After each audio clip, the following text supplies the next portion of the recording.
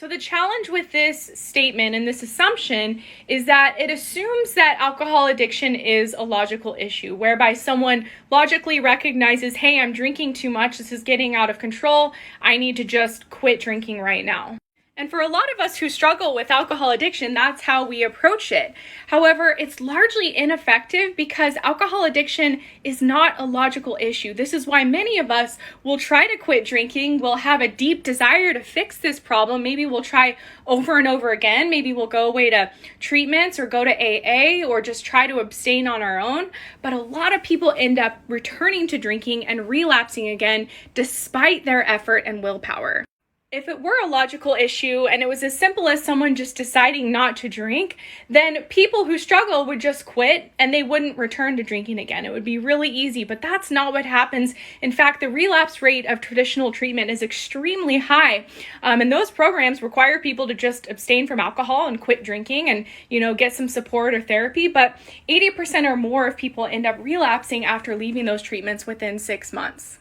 The part of the brain that is driving an alcohol addiction is actually beyond our logic and reason.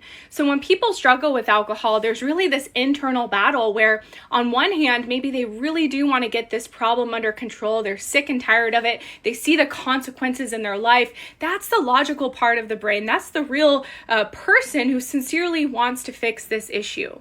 But the challenge really lies in the fact that the part of the brain that is impacted by alcohol addiction is a very primitive, powerful part of the brain that actually begins to mistakenly equate alcohol to a survival need. So when someone has an alcohol addiction, their brain mistakenly thinks, I need this substance to survive, which is why a lot of people can quit drinking for a period of time, but then they end up relapsing again because their brain is going through essentially a deprivation period. It's called the alcohol deprivation effect, where when someone abstains from alcohol for a period of time, their motivation and desire for it and craving for it actually increases because their brain thinks they need it to survive.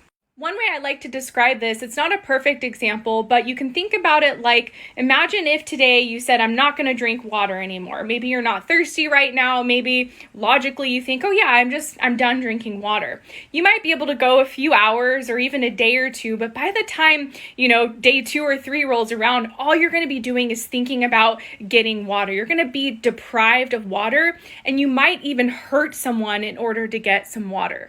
Now, again, not a perfect example, but water is something that we need to survive.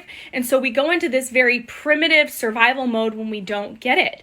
And something similar is happening with alcohol, where when we don't get it and when we're addicted to it and we no longer are drinking it or consuming it, we go into a very primitive mode of just craving it and desiring it. And for a lot of people, they end up giving into that desire because it becomes so overwhelming, where it overrides their logic, their reason, their willpower, and they just give into it. And then oftentimes they regret it and they're mad at themselves. Again, that logical part is like, why can't I get this under control? But it's the primitive part that's driving the behavior and the compulsive behavior and the addiction. But this is also why naltrexone, following the Sinclair Method, which is the treatment I use and that I talk about all the time, is such a powerful treatment because it works to fix the root issue of alcohol addiction, which again is that part of the brain that is essentially hijacked by the addiction.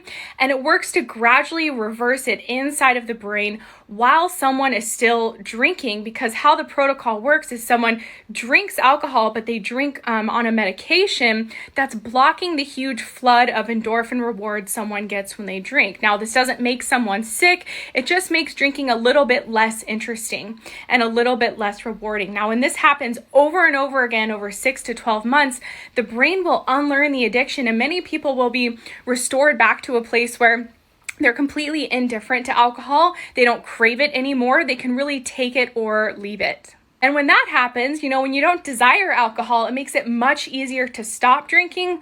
Or some people do continue to drink on this protocol, but they do so with control because their brain isn't hijacked by the addiction anymore. I hope that explains it a bit. You can learn more about this treatment with my other videos or the link in my profile.